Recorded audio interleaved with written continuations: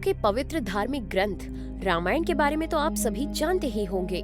रामायण में राम की पत्नी सीता, जिन्हें हम जानकी के नाम से भी जानते हैं, क्या आप जानते हैं कि उनका जन्म कैसे हुआ था? कैसे वो राजा जनक के घर संतान के रूप में आई और कैसे माँ सीता बनी रावण के वध का कारण? नमस्कार दोस्तों, स्वागत है आप सभी का एक बार फिर से हमारे YouTube चैनल में।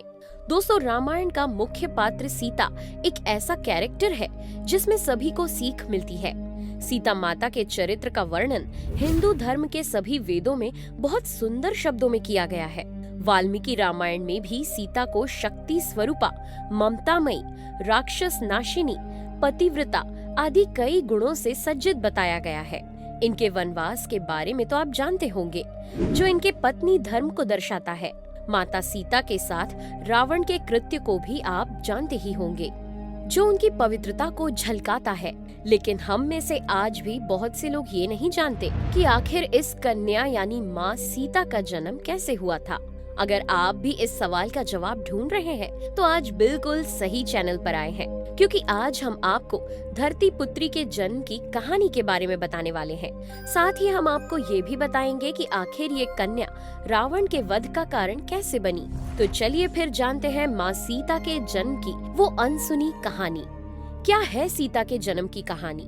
दोस्तों, पौराणिक कथाओं के अनुसार एक बार की बात है जब मिथिला में भयंकर सूखा पड़ गया। लोगों के पास अनाज के दाने खत्म हो रहे थे। ऊपर से इंद्रदेव नाराज थे, जिसकी वजह से लोग खेती नहीं कर पा रहे थे और सूखे की वजह से आसपास के लोगों सहित पशु पक्षी भी मारे जा रहे थे। इस भयंकर सूखे को देखकर मिथिला के राजा जनक बहुत परेशान हो गए। उन्हें अपनी प्रजा की चिंता सताने लगी। अब वो किसी भी तरह से अपनी प्रजा को बचाना चाहते थे। इसलिए राजा जनक इस सूखे से बचने के लिए वाल्मीकि के पास जा पहुँचे। वाल्मीकि ने राजा जनक की परेशानी सुनी और सूखे से बचने के लिए राजा जनक को कहा कि उन्हें धरती पर हल चलाना होगा, यानी राजा जनक को खुद अपने हाथों से खेत जोतना होगा। ऐसा करने से उन्हें सूखे से राहत मिलेगी। राजा जनक ने ऐसा ही किया। अब वो खेत जोतने लग गए। राजा जनक खेत जोत ही रहे थे कि तभी एक तेज आवाज हुई। ये आवाज आसमान से नहीं बल्कि धरती से निकली। राजा जनक घबरा गए और तभी जिस खेत को राजा जनक जोत रहे थे उसमें एक दरार बन गई। जनक ने हिम्मत करते हुए दरार के अंदर देखा तो उन्हें कुछ चमकता हुआ नजर आया। जब उन्होंने ध्यान से देखा तो वो चमकती हुई चीज एक सोने का बॉक्स थी, जिसका मुंह थोड़ा सा खुला हुआ था। राजा जनक ने हिम्मत करते हुए उस बॉक्स को उठाया और जैसे ही उन्होंने वो बॉक्स खोला, वो हैरान रह गए, क्योंकि उस चमकते हुए सोने के बॉक्स में मोरनी सी आंखों वाली बहुत ही सुंदर कन्या थी। ये कन्या पूरी तरह से मिट्टी में लिपटी हुई थी, जिसका सिर्फ मुंह दिखाई दे रहा था। इस कन्या को जैसे ही राजा जनक ने गोद में उठाया, वहाँ तेज झमाझम बारिश शुरू हो गई। इस कन्या को गोद में लेते ही राजा जनक को एक पिता प्रेम का एहसास हुआ, क्योंकि जनक की कोई संतान नहीं थी और वो इस कन्या को देख इतने ज्यादा मोहित हो गए थे कि उन्होंने इसे अपनी बेटी बना लिया और उसका नाम रखा सीता। वो इतनी ज्यादा सुंदर और आकर्षक थी कि राजा जनक जैसे ही उसे घर लेकर पहुँचे, जनक की पत्नी महारानी सुनैना खुशी से भर गई। राजा जनक का असली नाम सिराध्वज था और उनकी पत्नी का नाम महारानी सुनैना था और सीता अब इन दोनों की एकमात्र पुत्री थी और धरती से निकलने की वजह से सीता को धरती पुत्री भी कहा जाता है। इसके बाद से ही राजा जनक ने सीता को बिल्कुल अपनी पुत्री की तरह प्यार किया और उसे दरबार में अपनी पुत्री होने का हक दिया। सीता भी अपने माता पिता के साथ पूरी तरह घुल मिल गई थी। लेकिन दोस्तों, सीता के यहाँ पहुँचने के पीछे भी एक कहानी है। मेरा मतलब है, सीता जनक को जिस तरह से मिली, ऐसा कैसे हुआ, इसके पीछे भी एक कहानी है। तो क्या है वो कहानी? आइए जान लेते हैं। दोस्तों, ये हम सभी जानते हैं कि अगर रावण माँ सीता का हरण नहीं करता तो शायद भगवान राम उसे मारते भी नहीं। लेकिन क्या आप जानते हैं कि रावण के वध और सीता माता के जन्म से जुड़ी एक और कहानी है? और इस कहानी के अनुसार रावण का वध माँ सीता की वजह से होना ही तय था। अगर नहीं तो आइए उसे भी जानते हैं। वर्षों से चली आ रही इस कहानी को जानने के बाद आपको ये समझ आ जाएगा कि माँ सीता कौन थी, वो कैसे राजा जनक के पास आ पहुंची और आखिर वो क्यों रावण की मृत्यु का कारण बनी।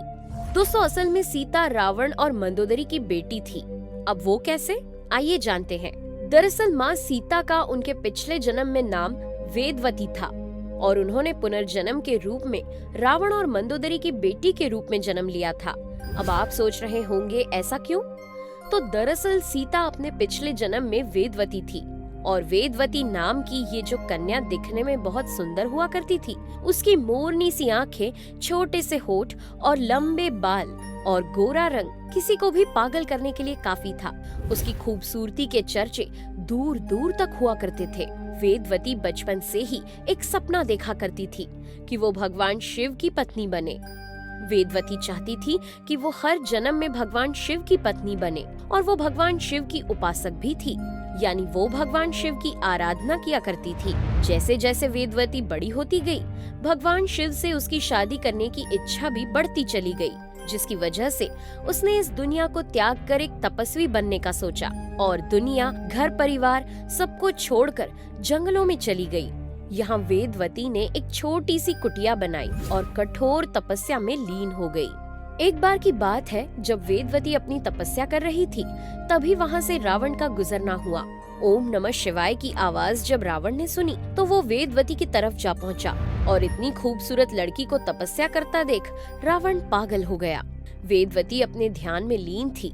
इधर वेदवती की खूबसूरती ने रावण को पागल कर दिया और उसने तुरंत वेदवती के सामने विवाह का प्रस्ताव रख दिया।